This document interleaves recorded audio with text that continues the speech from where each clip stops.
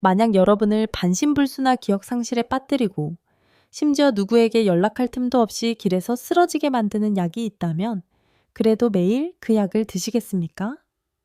수백만 명의 한국인이 매일 복용하고 있지만 뇌졸중 위험을 3배나 높일 수 있다는 사실을 전혀 모르는 4가지 종류의 약이 있습니다. 그리고 어쩌면 그 약이 바로 여러분의 가정상비약통에 있을지도 모릅니다.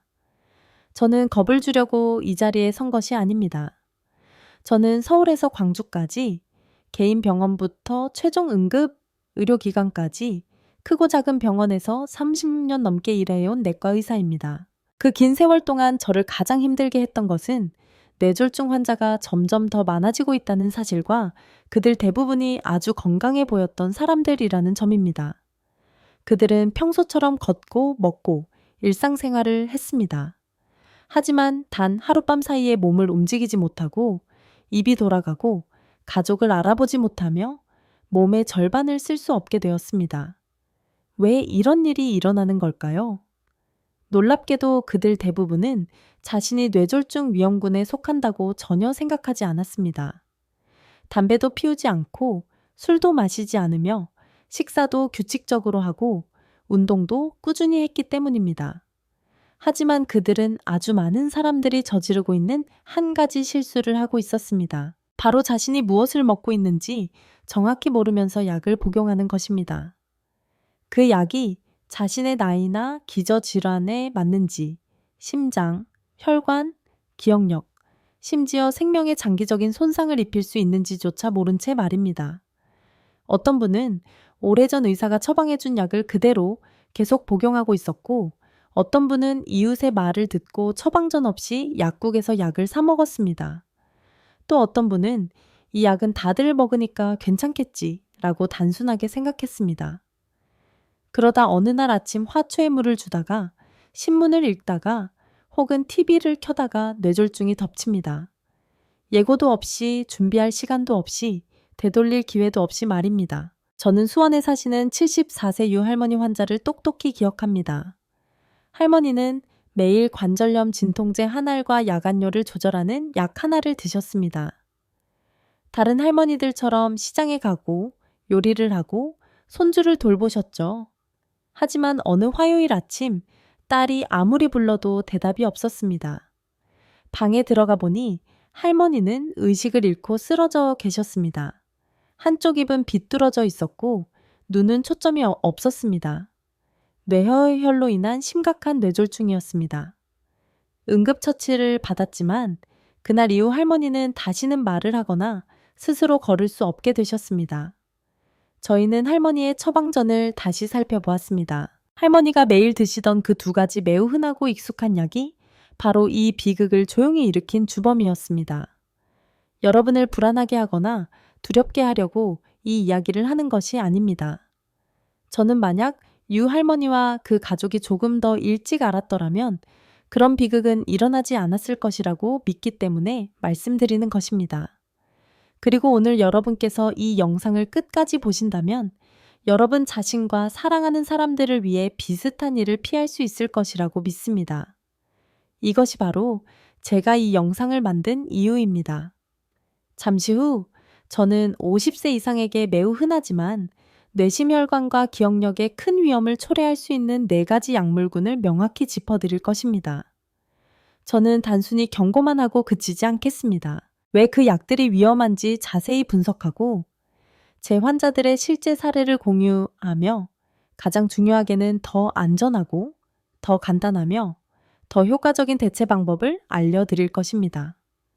지금까지 약이 생명을 구하는 것이라고 믿어오셨다면 오늘 저는 여러분께 다른 시각으로, 즉 더 신중하고 더 주도적이며 더 결단력 있는 시각으로 다시 한번 바라보시길 권합니다.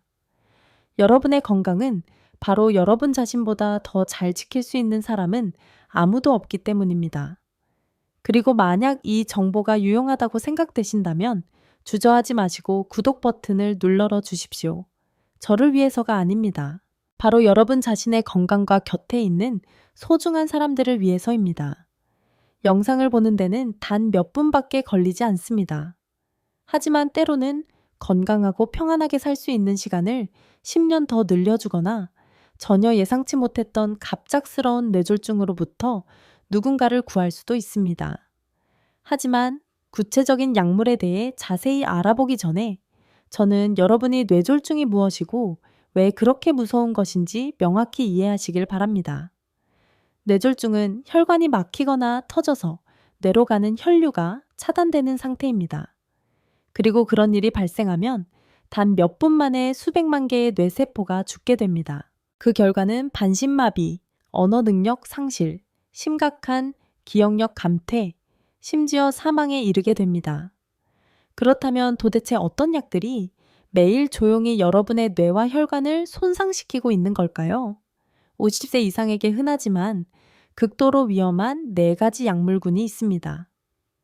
지금부터 각 약물군에 대해 구체적으로 설명해 드릴 테니 여러분 가정의 약상자와 직접적인 관련이 있을 수 있으니 부디 귀 기울여 들어주시기 바랍니다. 제가 가장 먼저 경고하고 싶은 약물은 바로 소염 진통제입니다. 너무나 익숙하게 들리시죠? 한국의 거의 모든 가정 상비약에는 이부프로펜, 나프록센 또는 디클로페낙 중 하나쯤은 있기 때문입니다. 머리가 조금만 아파도 먹고 어깨가 쑤시거나 관절이 아파도 먹습니다. 텃밭일을 하고 나서 몸이 뻐근해도 먹습니다. 이 작은 알약들은 너무나 쉽게 구할 수 있고 편리하기 때문에 많은 분들이 별 위험이 없을 것이라고 생각하게 만듭니다. 하지만 진실은 이렇습니다. 만약 여러분이 50세 이상이고 이 약물군을 장기간 꾸준히 복용한다면 그것은 심혈관과 뇌에 조용한 덫이 될 수 있습니다. 이유는 이렇습니다. 이런 종류의 소염제를 복용하면 우리 몸은 평소보다 더 많은 나트륨과 수분을 보유하게 됩니다. 이는 혈액량을 증가시키고 아시다시피 혈액이 많아질수록 혈관벽에 가해지는 압력은 커집니다. 혈압은 매일 조금씩 오르지만 통증이 없기 때문에 여러분은 아무것도 느끼지 못합니다. 뿐만 아니라 이 약은 혈관벽을 딱딱하게 만들어 탄력을 잃게 합니다. 마치 낡은 수도관처럼 내부 압력은 높아지고 관 자체는 푸석푸석해져서 약한 부분 하나만 있어도 터져버리는 것과 같습니다. 그리고 뇌혈관이 터지면 그것이 바로 뇌졸중입니다. 이게 다가 아닙니다. 이 약들은 혈관 내벽에 미세한 염증을 유발합니다. 유리처럼 매끄러워야 할 혈관벽이 사포처럼 거칠어지는 것이죠. 그리고 바로 그 염증 부위에 혈중 지방과 콜레스테롤이 달라붙습니다. 점차 두꺼운 플라크가 형성되고 작은 조각 하나라도 떨어져 나와 혈류를 타고 흐르다 뇌의 어느 혈관을 막아버리면 여러분은 몇 초 만에 뇌경색을 겪게 됩니다. 부산에 사시는 70세 김 선생님 환자가 기억납니다. 무릎 관절염이 있으셔서 디클로페낙을 직접 사서 매일 아침 한 알, 저녁 한 알씩 3년 넘게 복용하셨습니다. 선생님은 나는 담배도 안 피우고 술도 안 마시고 식사도 잘 챙기니 이 약 정도는 괜찮겠지? 라고 생각하셨습니다. 그러던 어느 날 아침 화초에 물을 주다가 어지러움을 느끼고 물뿌리개를 든 팔에 힘이 빠지며 입이 돌아가 쓰러지셨습니다. 의사의 진단은 뇌경색이었습니다. 가족들은 매일 먹던 진통제가 뇌졸중의 원인이었다는 사실에 큰 충격을 받았습니다. 그럼 어떻게 해야 할까요? 첫째, 의사의 명확한 처방 없이는 이 약을 절대로 매일 복용해서는 안 됩니다. 특히 고혈압, 심장병 또는 신장병 병력이 있는 분들은 위험이 더욱 높습니다. 통증이 가볍다면 의사에게 혈압에 미치는 영향이 적을 수 있는 아세트아미노펜, 파라세타몰에 대해 문의해 보세요. 혹은 약을 먹는 대신 디클로페낙이 함유된 겔과 같은 외용제를 사용하여 전신에 영향을 주지 않고 관절 부위의 통증을 줄일 수도 있습니다. 그리고 잊지 마세요. 약을 사용하지 않고도 통증을 효과적으로 줄일 수 있는 방법은 많습니다. 가벼운 운동을 하고 적정 체중을 유지하며 온찜질이나 냉찜질을 적절히 하고 여건이 된다면 물리치료를 받는 것입니다. 마지막으로 매일의 식사가 갖는 역할을 가볍게 여기지 마십시오. 연어, 마늘, 생강, 녹색 채소, 강황은 모두 염증을 자연적으로 줄여주고 혈관과 관절을 보호하는 데 도움이 되는 식품들입니다. 꾸준히 조금씩 바꿔 나간다면 통증을 줄일 뿐만 아니라 뇌졸중의 위험도 조기에 예방할 수 있습니다. 만약 진통제가 조용히 뇌혈관을 파열시킬 수 있다면 제가 다음으로 여러분께 각별히 주의를 당부하고 싶은 약물군은 바로 기억도둑입니다. 요란하거나 격렬한 방식이 아니라 조금씩 여러분을 건망증에 시달리게 하고 집중력을 잃게 하다가 순간적인 현기증만으로 갑자기 쓰러지게 만듭니다. 위험한 점은 이 약이 낯선 약이 아니라는 것입니다. 많은 어르신들이 말하기 힘든 문제, 바로 요실금을 조절하기 위해 매일 이 약을 사용하고 있습니다. 이것이 민감한 문제라는 것을 압니다. 특히 집에 다른 사람이 있을 때 화장실에 가기도 전에 실수하는 이야기를 꺼내고 싶어 하는 사람은 아무도 없습니다. 많은 어르신들이 부끄러움을 느끼고 자신감을 잃으며 심지어 실수할까봐 외출을 꺼리게 됩니다. 그래서 그들은 약을 먹는 방법을 택합니다. 한국에서 매우 흔한 옥시부틴인, 톨터로딘, 솔리페나신 같은 약들은 효과가 다 빠르다고 광고됩니다. 며칠만 먹으면 소변이 새는 증상이 없어져 안심하고 일상생활로 돌아갈 수 있다고 하죠. 하지만 대부분의 사용자들이 모르는 사실은 그 대가가 방광이 아니라 뇌에 있다는 것입니다. 이 약들은 방광 근육에만 영향을 미치는 것이 아니라 뇌에서 기억하고 논리적으로 사고하고 뇌로 가는 혈액순환을 원활하게 유지하는 데 매우 중요한 신경 전달 물질에까지 개입합니다. 이 물질이 억제되면 뇌는 마치 전력이 부족한 전등처럼 깜빡거리거나 아예 꺼져버립니다. 그 결과는 건망증, 혼란, 균형 감각 상실, 잦은 낙상으로 나타날 수 있으며 심각한 경우에는 뇌졸중으로 이어질 수도 있습니다. 인천에 사시는 76세 이 할머니의 사례가 아직도 생생합니다. 남편과 사별하신 후 할머니는 자주 요실금을 겪으셨습니다. 아들이 할머니를 모시고 병원에 갔고 의사는 옥시부티닌을 처방했습니다. 처음에는 할머니도 매우 만족하셨습니다. 더 이상 소변 실수 걱정도 없고 잠도 더 잘 잤습니다.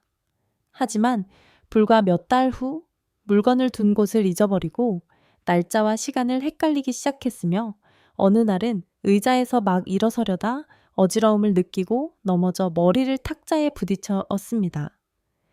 병원의 진단은 일과성 뇌허혈 발작, 즉 뇌졸중이 곧 닥칠 수 있다는 경고 신호였습니다. 만약 여러분이나 가족이 야간요나 요실금 치료제를 복용하고 있다면 주저하지 말고 의사에게 물어보십시오. 이 약이 기억력이나 뇌 혈액 순환에 영향을 미치나요? 더 새롭고 안전한 약은 없나요? 사실 뇌에 영향을 주지 않는 다른 기전으로 작용하는 미라베그론과 같은 신세대 약물들이 이미 나와 있습니다. 뿐만 아니라 여러분은 자연적인 방법을 병행하여 이 증상을 개선할 수 있습니다. 매일 단 몇 분만 투자하는 케겔 운동은 골반저 근육을 매우 효과적으로 강화할 수 있습니다. 소변이 너무 마려울 때까지 기다리지 말고 규칙적인 배뇨 시간을 정하십시오. 커피, 탄산음료 또는 알코올 음료는 방광을 과도하게 자극하므로 섭취를 제한하십시오. 이러한 작은 변화들을 꾸준히 실천하기만 한다면 눈에 띄는 개선을 가져올 것입니다. 그리고 가장 중요한 것은 여러분의 기억력과 명민함, 그리고 오랫동안 자립적인 삶을 살아갈 능력을 지켜준다는 점입니다. 우리는 방금 기억력과 혼란에 대해 이야기했습니다. 하지만 그에 못지않게 위험한 또 다른 종류의 약이 있습니다. 이는 뇌뿐만 아니라 심혈관, 혈압, 혈당, 그리고 혈중지방까지 전방위적으로 공격하기 때문입니다. 무서운 점은 이 약이 한국에서 매우 흔하게 사용되어 사람들이 통증이나 염증이 있을 때마다 영양제처럼 여긴다는 것입니다. 하지만 잘못 사용하면 뇌졸중의 불씨가 될 수 있다는 사실을 아는 사람은 거의 없습니다. 제가 말씀드리는 약물은 바로 프레드니손이나 덱사메타손과 같은 익숙한 이름을 가진 전신성 코르티코스테로이드 그룹입니다. 만약 여러분이 관절염, 천식, 피부염, 루푸스 또는 면역과 관련된 질환을 알아본 적이 있다면 아마도 이 약을 복용해 본 경험이 있을 것입니다. 솔직히 말해 이 약은 효과가 매우 빠릅니다. 붓기와 통증을 줄여주고 숨쉬기 편하게 해주며 단 몇 번의 복용만으로도 움직임을 더 유연하게 만들어줍니다. 그리고 이렇게 강력한 효과 때문에 남용되기가 더 쉽습니다. 하지만 즉각적인 편안함 뒤에는 매우 심각한 위험이 도사리고 있으니 부디 조심하십시오. 우선 코르티코스테로이드는 몸의 나트륨과 수분을 정체시킵니다. 이로 인해 혈압이 시간이 지남에 따라 점차 상승하는데 너무 늦기 전까지는 뚜렷한 증상이 없는 경우가 많습니다. 게다가 이 약은 혈당 조절 능력을 교란시켜 당뇨병이 없던 사람에게도 혈당 수치를 높게 만듭니다. 약을 복용한 지 불과 몇 달 만에 자신도 모르게 당뇨병 환자가 되는 사람이 적지 않습니다. 여기서 그치지 않고 코르티코스테로이드는 나쁜 콜레스테롤 수치를 급격히 증가시키고 혈액을 끈적이게 만들어 뇌와 심장 혈관에 혈전이 생길 위험을 높입니다. 인천에 사시던 73세 박 선생님의 사례가 기억납니다. 흡연을 하거나 오염된 환경에 사는 노인들에게 흔한 만성 폐쇄성 폐질환을 앓고 계셨습니다. 숨이 찰 때마다 의사는 급한 불을 끄기 위해 프레드니손을 처방했습니다. 처음에는 며칠, 그 다음엔 몇 주를 사용했습니다. 점차 약이 곁에 있는 것에 익숙해지셨고 나중에는 의사 처방 없이도 약국에 가서 직접 사서 계속 드셨습니다. 어느 날 오후 마당에서 신문을 읽다가 눈이 흐려지고 얼굴 반쪽이 마비되더니 말을 할 수 없게 되셨습니다. 허혈성 뇌졸중이었습니다. 다행히 응급처치는 제대로 받았지만 그날 이후로 선생님은 더 이상 단 한 글자도 읽을 수 없게 되셨습니다. 눈은 침침하고 손은 떨립니다. 신문을 볼 때마다 그저 눈물만 글썽이실 뿐입니다. 이것이 제가 항상 제 환자들에게 강조하는 이유입니다. 코르티코스테로이드는 절대로 임의로 사용해서는 안 됩니다. 이것은 일반 감기약이 아닙니다. 만약 의사가 여러분에게 복용하라고 처방했다면 반드시 자세히 물어보십시오. 더 순한 다른 치료 방법은 없나요? 얼마나 복용해야 충분한가요? 남용하지 않으면서 효과를 볼 수 있는 최소 용량은 얼마인가요? 망설이지 마십시오. 의사는 여러분에게 명확하게 설명해 줄 책임이 있습니다.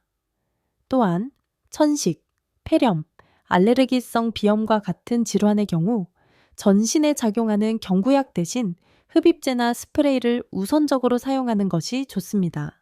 이는 전신으로 퍼지지 않고 염증 부위에 직접 작용하기 때문입니다. 이것만으로도 혈당, 혈압 또는 심혈관에 미치는 위험을 크게 줄일 수 있습니다. 이와 함께 식단과 생활 습관을 조절해야 합니다. 소금 섭취를 줄이고 단 음식을 줄이며 녹색 채소를 늘리고 자연적인 한겸증 성분을 보충하기 위해 일주일에 최소 2회 3회 생선을 섭취하십시오. 걷기, 천천히 자전거 타기, 요가와 같은 가벼운 운동을 매일 30분씩 하면 혈관을 유연하게 만들어 뇌졸중 위험을 현저히 줄일 수 있습니다. 가능하다면 매주 집에서 혈압과 혈당을 측정하여 자신의 건강 상태를 파악하는 것도 좋습니다. 여러분을 일시적으로 회복시켜 줄 수 있지만 여러분의 지식과 주도적인 자세야말로 나이가 들어서도 정신을 맑게 유지하고 자립적인 삶을 살아갈 수 있게 하는 열쇠입니다. 절대로 작은 알약 하나가 조용히 기억 상실, 반신불수 또는 평생 가족에게 의지하는 삶으로 이어지게 두지 마십시오. 앞서 제가 공유한 3가지 약물은 잠재적인 위험이 많지만 그래도 안전한 대안이 있습니다. 하지만 제가 마지막으로 언급할 약물은 다릅니다. 솔직히 말해서 이 약은 제가 이야기할 때마다 가장 망설여지는 종류입니다. 이것은 단순히 알약 하나가 아니기 때문입니다. 이것은 돌보는 사람의 관리 용이성과 돌봄을 받는 사람의 생명 사이의 어려운 선택입니다. 저는 요양원, 병원 또는 치매를 앓는 어르신이 있는 가정에서 흔히 사용되는 항정신병 약물군에 대해 말씀드리고자 합니다. 리스페리돈, 올란자핀, 퀴티아핀과 같은 이름들은 원래의 조현병이나 심각한 정신질환 치료에 사용되었습니다. 하지만 최근에는 소리를 지르거나 흥분하거나 잠을 못 자거나 행동을 통제하지 못하는 노인을 진정시키는 해결책으로 사용되고 있습니다. 아마 여러분도 이런 말을 들어보셨을 겁니다. 어머니가 밤만 되면 집안을 돌아다니시는데 이 약을 드시면 바로 주무세요. 또는 할아버지가 자꾸 자식들에게 대드시는데 약을 드시고 나면 순해지세요. 듣기에는 편리하지만 그 순함이 때로는 목숨을 대가로 치러야 한다는 사실을 알고 계십니까? 미국 식품의약국은 이 약들에 대해 최고 등급의 경고인 블랙박스 경고문을 부착해야만 했습니다. 그 이유는 이 약들이 치매 노인의 사망 위험을 2배, 뇌졸중 위험을 3배나 증가시키기 때문입니다. 이는 수십 건의 임상 연구와 수천 건의 실제 사례를 통해 얻은 결론입니다. 왜 그렇게 위험할까요? 이 약들은 일어설 때 혈압을 급격히 떨어뜨리고 심장 박동을 불규칙하게 만들며 혈액을 끈적이게 해 혈전이 생겨 혈관을 막기 쉽게 만들기 때문입니다. 게다가 복용자는 깊은 잠에 빠져 활동량이 줄고 낙상 위험이 증가할 수 있습니다. 장기간 사용하면 체중 증가, 혈당 상승, 콜레스테롤 증가로 이어져 뇌졸중과가 심각한 심혈관 질환의 주요 원인 중 하나인 대사증후군을 유발할 수 있습니다. 저는 결코 잊을 수 없는 한 사례를 치료한 적이 있습니다. 광주에 사시는 81세 초의 할머니였습니다. 할머니는 밤에 흥분하기 시작했고 아들이 할머니를 모시고 병원에 갔습니다. 의사는 리스페리돈을 처방했습니다. 처음에는 할머니가 소리 지르지 않고 잘 주무셨습니다. 하지만 그 후로 피곤해하고 식사를 잘 못하며 혈압이 불안정해졌습니다. 어느 날 오후 할머니는 화장실에서 갑자기 쓰러지셨습니다. 병원에 도착했을 때 이미 심각한 뇌졸중 상태였습니다. 목숨은 구했지만 다시는 스스로 걸을 수 없게 되셨습니다. 아들은 얼굴을 감싸고 울며 말했습니다. 제가 의사 선생님께 좀 더 자세히 여쭤봤더라면 좋았을 텐데요. 누군가를 탓하기 위해 이 이야기를 하는 것이 아닙니다. 만약 여러분의 가족이 항정신병 약물을 복용하고 있다면 침묵하지 말라는 점을 강조하기 위해서입니다. 용기를 내어 물어보십시오. 저희가 다른 방법들은 시도해 보았나요? 약을 점차 줄이거나 바꿀 수는 없나요? 약을 쓰지 않고도 어머니를 진정시킬 수 있는 방법이 있나요? 약 외에도 안전하고 인간적인 다른 방법들이 많이 있기 때문입니다. 조용한 공간을 만들어주고 부드러운 음악을 틀어주고 따뜻한 눈빛과 목소리로 천천히 이야기하고 환자가 흥분했을 때 손발을 마사지해 주거나 그저 손을 잡아주는 것만으로도 충분할 수 있습니다.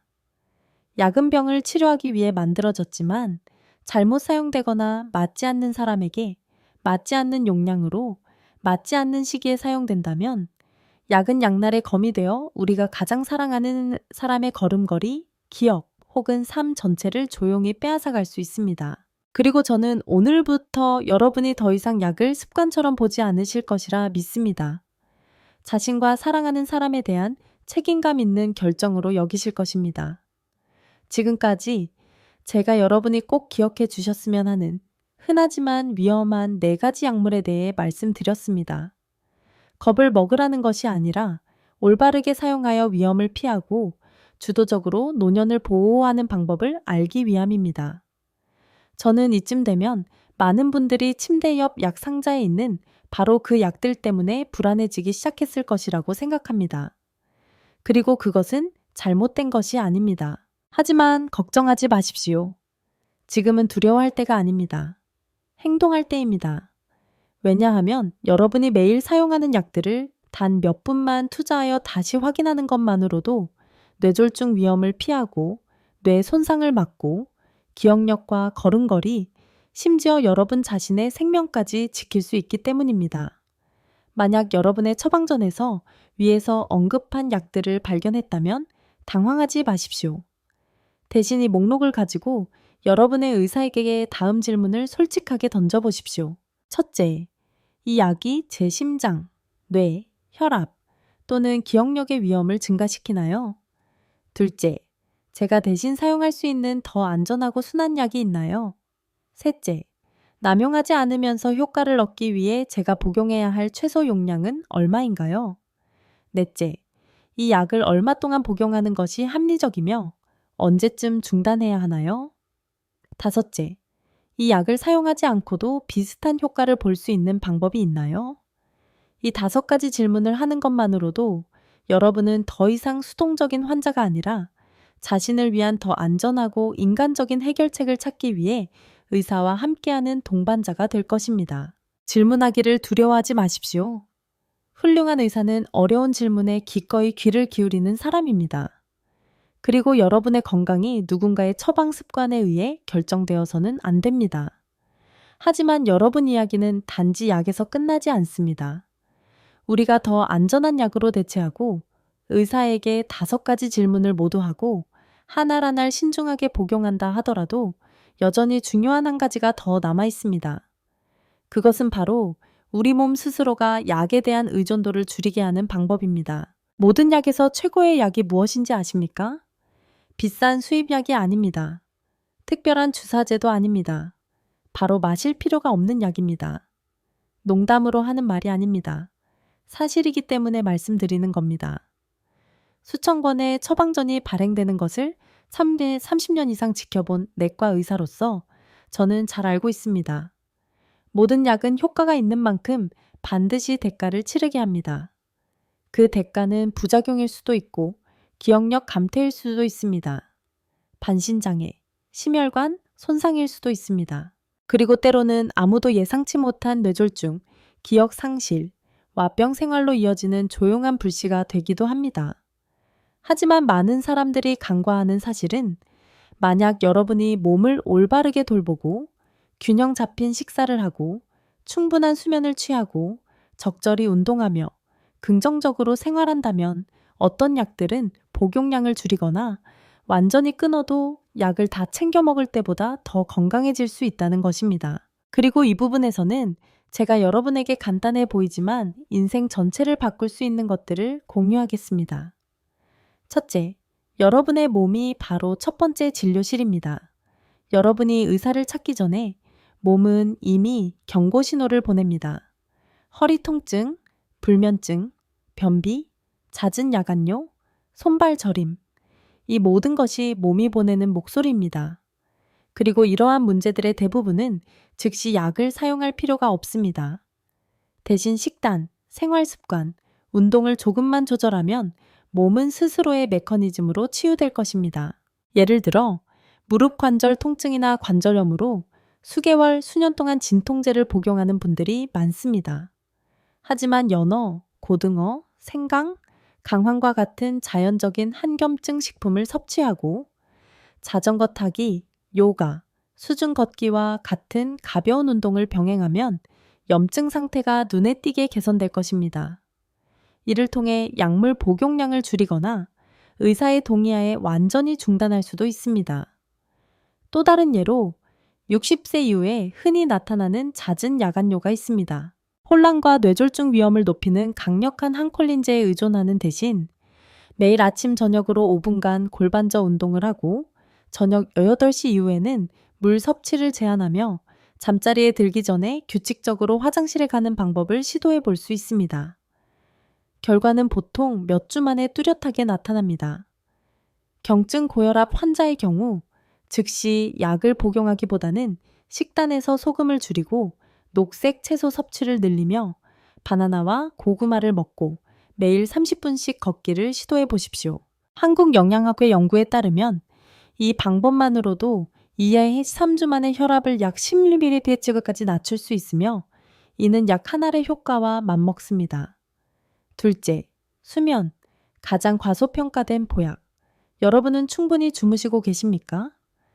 어르신들은 보통 일찍 깨고 늦게 자며 잠이 얕고 밤중에 쉽게 깹니다. 하지만 더 우려되는 것은 많은 분들이 수면제를 선택한다는 점입니다. 그 약들이 반사신경을 둔하게 하고 기억력을 감퇴시키며 야간 낙상 위험을 증가시키고 장기간 사용 시 완전한 치매를 유발할 수 있다는 사실을 모른 채 말입니다. 약에 의존하는 대신 자연스러운 방법으로 수면 습관을 다시 만들어 보십시오. 저녁은 가볍게 드십시오. 오후 3시 이후에는 차나 커피를 마시지 마십시오. 잠자리에 들기 30분 전에는 휴대폰과 TV를 끄십시오. 잔잔한 음악을 듣거나 종이책을 읽거나 심호흡을 하십시오. 제 환자 중 한 분은 올해 81세이십니다. 그분은 5년 동안 수면제를 복용하셨습니다. 제 안내를 듣고 습관을 바꾼 후 그분은 이렇게 말씀하셨습니다. 5년 만에 약 없이 처음으로 잔 잠은 마치 다시 태어난 것 같았어요. 여러분도 그런 기분을 느끼고 싶지 않으신가요? 셋째, 심리적, 사회적 측면. 어르신에게는 약뿐만 아니라 의견을 물어봐 주는 것이 필요합니다. 한국의 어르신들은 문화와 전통에 따라 의사를 매우 신뢰하는 경향이 있습니다. 그것이 틀린 것은 아니지만 신뢰가 침묵을 의미하지는 않습니다. 많은 어르신들이 진료를 받고 의사가 처방을 내리면 그저 고개만 끄덕일 뿐 더 이상 아무것도 묻지 않습니다. 궁금한 점이 있어도 묻기를 꺼려합니다. 까다롭다거나 눈치 없다는 소리를 들을까봐 두려워하는 것이죠. 하지만 부디 한 가지를 기억해 주십시오. 몸은 여러분의 것입니다. 그리고 여러분은 자신이 어떤 약을 왜 꼭 필요한지, 어떤 위험이 있는지 정확히 알 권리가 있습니다. 저는 하루에 여러 가지 약을 복용하는 78세 할머니를 만난 적이 있습니다. 그중 4가지는 효과가 중복되었고 2가지는 연령에 부적합했으며 1가지는 70세 이상에게는 공식적으로 처방된 적이 없는 약이었습니다. 하지만 할머니는 의사를 믿었기에 묻지 않았습니다. 결국 저혈압으로 인한 낙상으로 3개월 동안 와병 생활을 하실 때까지 말입니다. 어디서부터 시작해야 할지 모르겠다면 제가 앞에서 언급했던 5가지 간단한 질문을 다시 떠올려 보십시오. 이 약이 심장, 뇌, 혈압에 해롭지는 않나요? 더 순한 약은 없나요? 복용량을 줄일 수 있을까요? 얼마나 복용하는 것이 합리적인가요? 약 없이 효과를 볼 수 있는 방법은 없나요?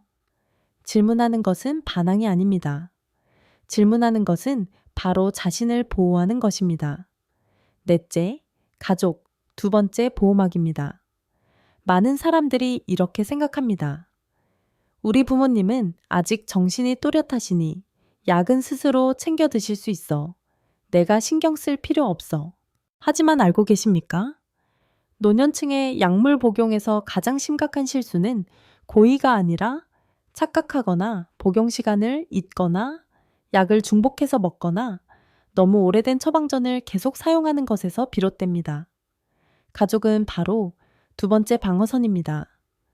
자녀와 손주들이 관심을 가지고 부모님이나 조부모님의 약 상자를 주기적으로 확인해야 합니다. 어떤 약을 드시고 계신지 여쭤보고 재진 시에는 처방전을 챙겨 가시도록 상기시켜 드리세요. 만약 부모님이 혼란스러워하거나 자주 잊어버리거나 비정상적으로 졸려하신다면 단순히 노화 때문이라고 생각하지 마십시오. 약의 부작용일 수 있습니다.